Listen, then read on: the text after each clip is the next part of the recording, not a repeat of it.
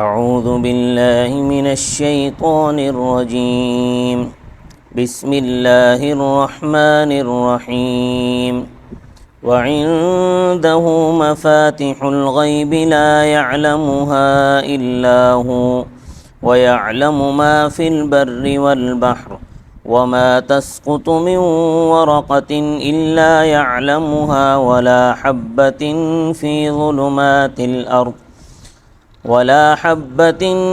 ظلمات الأرض ولا رطب ولا يابس إلا في كتاب مبين وهو الذي يتوفاكم بالليل ويعلم ما جرحتم بالنهار ثم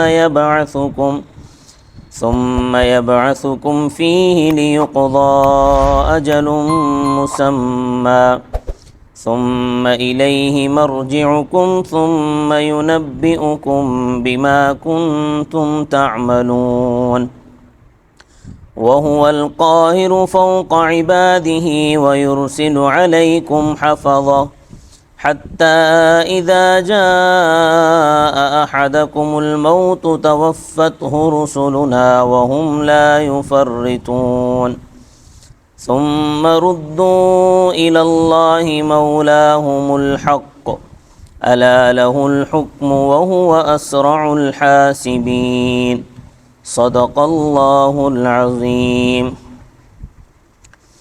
وعنده مفاتح الغیب، اور اللہ کے پاس پوشیدہ چیزوں کے خزانے ہیں، لا يعلمها الا هو، نہیں جانتے ان خزانوں کو مگر وہی، ويعلم ما في البر والبحر، اور جانتے ہیں وہ جو خشکی میں ہے اور سمندر میں ہے، وما تسقط من ورقة الا يعلمها، اور نہیں گرتا کوئی پتا مگر وہ اس کو جانتے ہیں، ولا حبۃ، اور نہ کوئی دانہ، فی ظلمات الارض، زمین کی تاریکیوں میں، ولا رطب ولا یابس، اور نہ کوئی تر چیز اور نہ کوئی خشک چیز، الا فی کتاب مبین، مگر وہ واضح نوشتے میں ہے، وہو الذی یتوفاکم باللیل، اور وہی ہیں جو وصول کرتے ہیں تم کو رات میں، وَيَعْلَمُ مَا جَرَحْتُمْ بِالنَّهَارِ،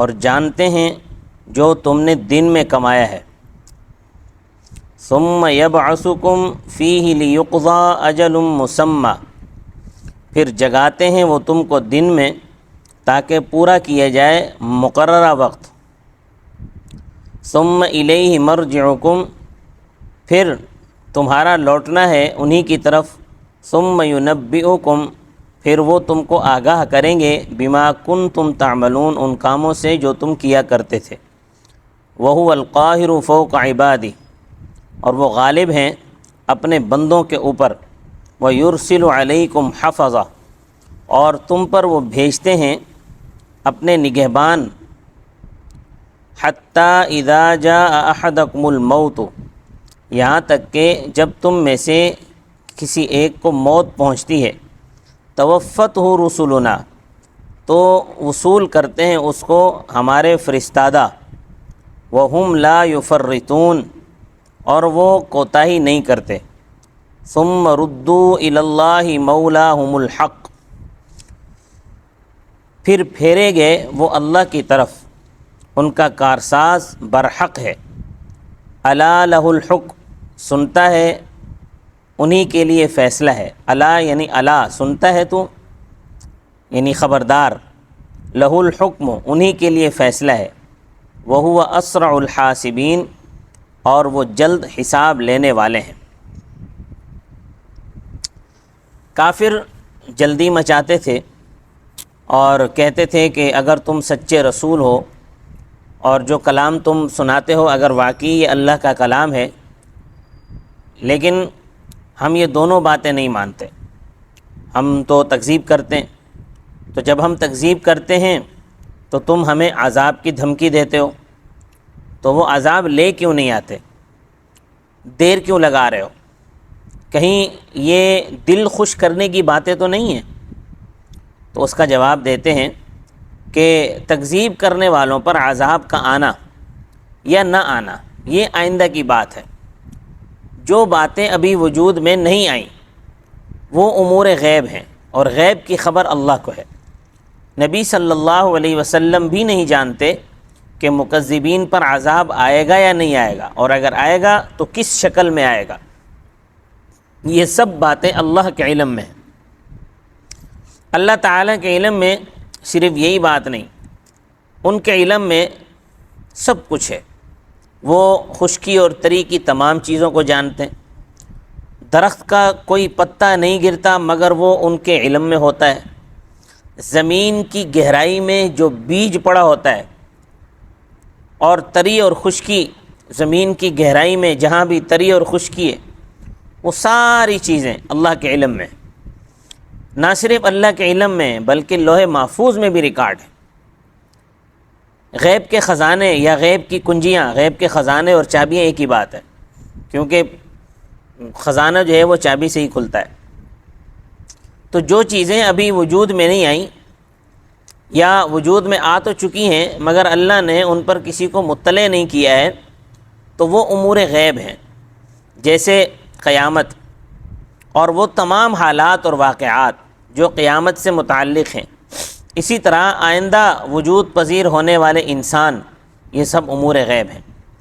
مکذبین پر عذاب کا آنا نہ آنا یہ بھی آئندہ کا معاملہ ہے، اور اس کی خبر بھی اللہ کو ہے، رسول کو اس کا علم نہیں ہے۔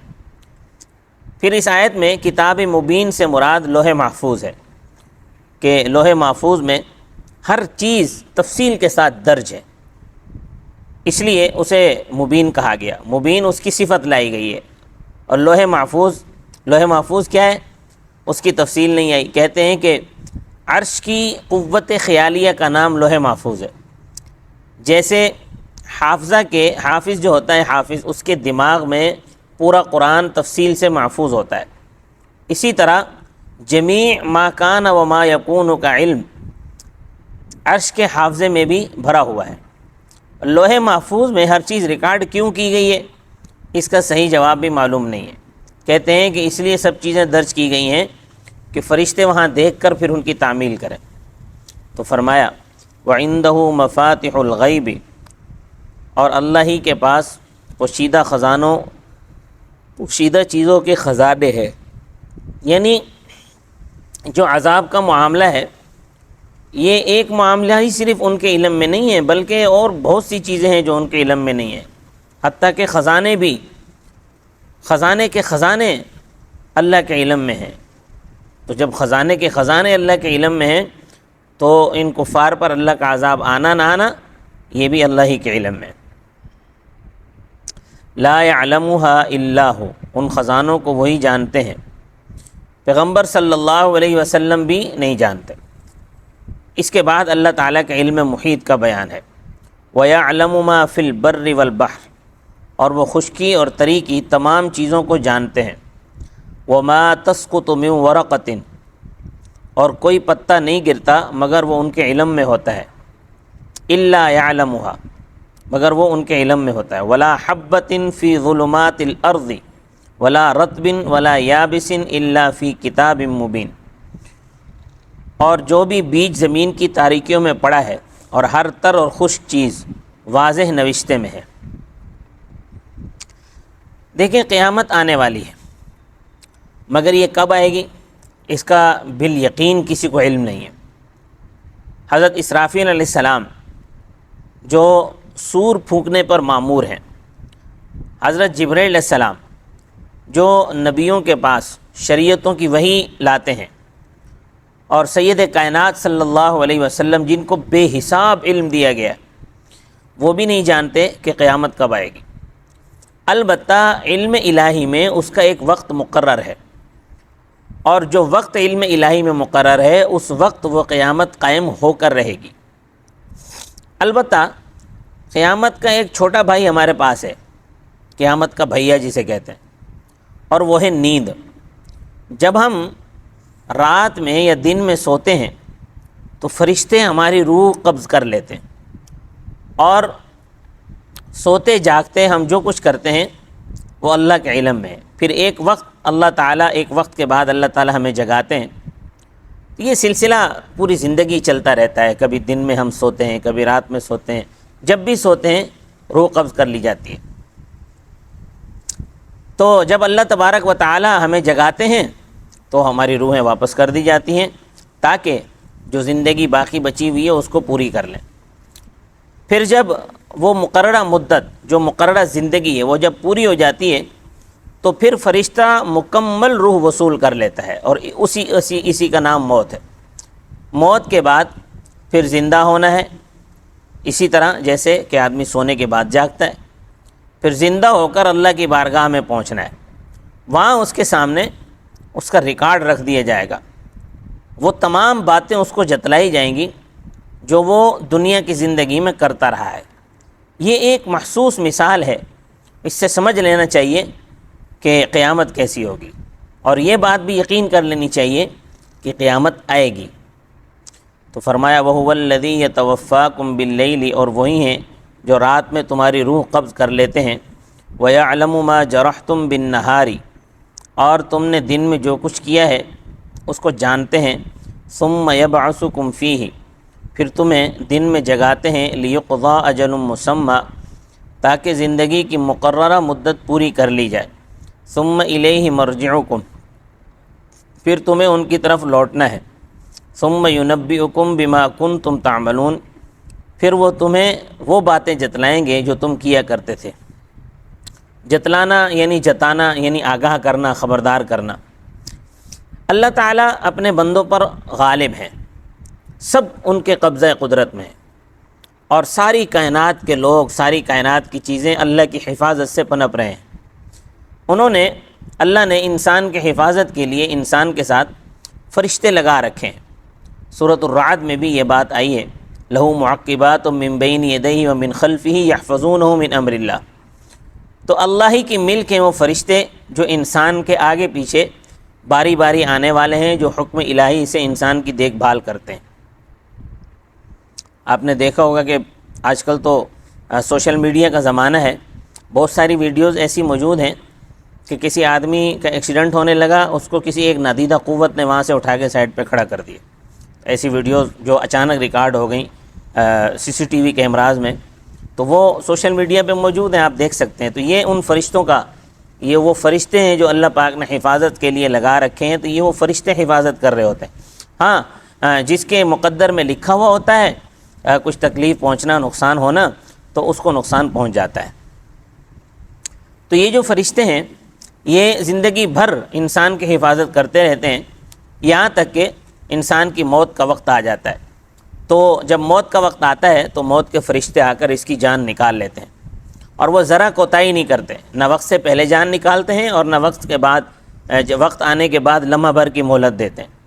تو یہ جانیں جو روحیں نکلتی ہیں یہ عالم برزخ میں محفوظ رہتی ہیں، پھر قیامت کے دن اجسام بنائے جائیں گے اور روحیں ان میں دوبارہ واپس آئیں گی، پھر زندہ ہو کر اللہ کارساز حقیقی کے دربار میں حاضر ہونا ہوگا۔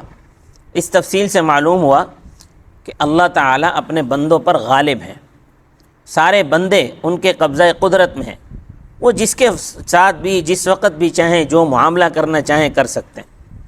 تو مکذبین کو چاہیے کہ وہ خبردار ہو جائیں کہ جب اللہ تعالیٰ کا فیصلہ ہوگا عذاب کا، جب عذاب آئے گا، جب اللہ کا فیصلہ ہوگا اسی وقت عذاب آئے گا، تو وہ وقت آیا ہی چاہتا ہے۔ جیسا کہ عربی کا ایک مقولہ ہے، کلو ما ہوا آتن فہو قریب، کہ جو آنے والی ہے وہ تو قریب ہے، وہ آ کر رہتی ہے۔ چنانچہ نزول آیت سے تقریباً 8 سال بعد یہ جو مکذبین کے رؤسات ہیں یہ سارے کے سارے میدان بدر میں کھیت رہے۔ یہاں پر ایک آیا ہے، وہ اسرع الحاسبین ایک آیت ہے، یہ آیت عام ہے، اس کا تعلق قیامت سے بھی ہے، مگر ماسیق الکلام لأجلہ الکلام، ماسیق لأجلہ الکلام وہ ہے کہ جو ابھی میں نے بیان کیا، قیامت بھی یعنی جلدی آ رہی ہے، اللہ کا عذاب بھی جلدی آ رہا ہے، تو جو چیز آنے والی ہے وہ تو آ کر رہتی ہے اور وہ جلدی آ جاتی ہے۔ بعض لوگوں نے اس آیت کا مطلب یہ سمجھا ہے کہ اللہ تبارک و تعالی محشر میں جھٹ پٹ جو ہے وہ حساب کتاب کر کے فارغ کر دیں گے، تو یہ سمجھنا غلط ہے۔ جھٹ پٹ حساب جو ہے وہ نہیں نمٹایا جائے گا۔ فرمایا وہو القاہر فوق عبادی، وہ اپنے بندوں پر غالب ہیں۔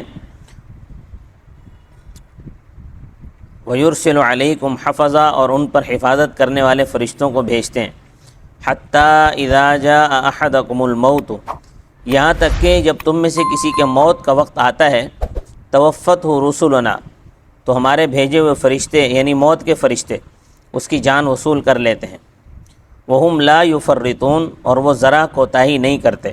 ثُمَّ رُدُّوا إِلَى اللَّهِ مَوْلَاهُمُ الْحَقِّ، پھر وہ اللہ اپنے کارساز برحق کی طرف پھیرے جاتے ہیں۔